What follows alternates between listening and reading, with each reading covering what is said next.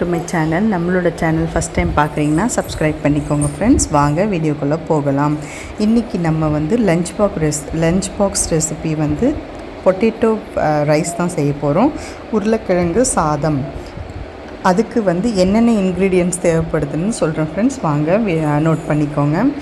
இதுக்கு வந்து ஒரு வானலில் 3 டேபிள் ஸ்பூன் வந்து எண்ணெய் ஊற்றிக்கோங்க ஃப்ரெண்ட்ஸ். அதுக்கு அடுத்தது எண்ணெய் சூடானதுக்கப்புறம் கடுகு பொரிஞ்சதுக்கப்புறம் வெங்காயம், கருவேப்பிலை, தக்காளி போட்டு நல்லா வதக்கிக்கோங்க ஃப்ரெண்ட்ஸ்.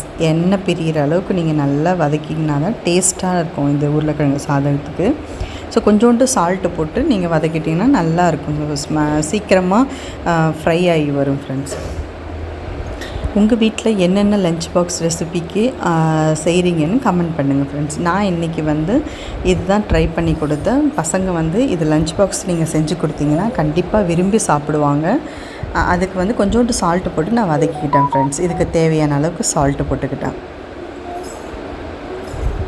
இப்போ நல்லா வதக்கி வந்ததுக்கப்புறம் 2 உருளைக்கிழங்கு எடுத்துக்கிட்டேன் ஃப்ரெண்ட்ஸ். அந்த சாதத்துக்கு 2 உருளைக்கிழங்கு நல்லா நைஸாக சாப் பண்ணி வச்சுக்கோங்க. சின்ன சின்ன க்யூப்ஸ் மாதிரி கட் பண்ணி வச்சுக்கோங்க. அப்போ தான் அந்த சாதத்தோடு இது மிங்கிள் ஆகிறதுக்கு டேஸ்ட்டாக இருக்கும். ஸோ நான் வந்து வெங்காயம், தக்காளி எல்லாம் வதங்கினதுக்கப்புறம் அந்த கட் பண்ணி வச்சுருக்கிற உருளைக்கிழங்கை வந்து நான் போட்டு எண்ணெயில் வதக்குறேன் ஃப்ரெண்ட்ஸ். நான்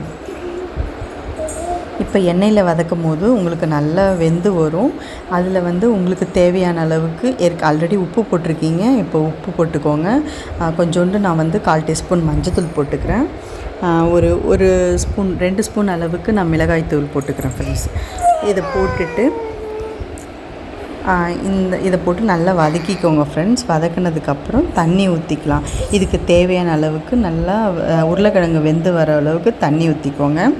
ஸோ இந்த மாதிரி நான் வந்து நல்லா வதக்கி விட்டுட்டு தண்ணி ஊற்றி வேக வச்சுருக்கேன் ஃப்ரெண்ட்ஸ். இப்போ பாருங்கள், தேவையான அளவுக்கு தண்ணி ஊற்றி நல்ல உருளைக்கிழங்கு வந்து உங்களுக்கு வெந்து வரணும். அப்போ தான் அந்த டேஸ்ட் வந்து உங்களுக்கு நல்லாயிருக்கும். உருளைக்கிழங்கும் வெந்து வரும்போது பசங்க சாப்பிட்றதுக்கு நல்லாயிருக்கும் ஃப்ரெண்ட்ஸ்.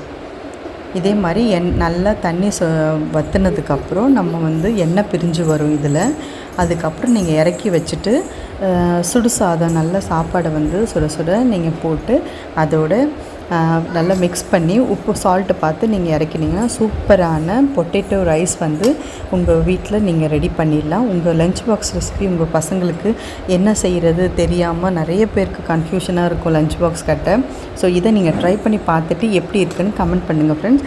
நம்மளோட வீடியோஸ் எல்லாமே பிடிச்சிருந்தா லைக் பண்ணி கமெண்ட் பண்ணி சப்ஸ்கிரைப் பண்ணிக்கோங்க ஃப்ரெண்ட்ஸ். பாய் பாய்.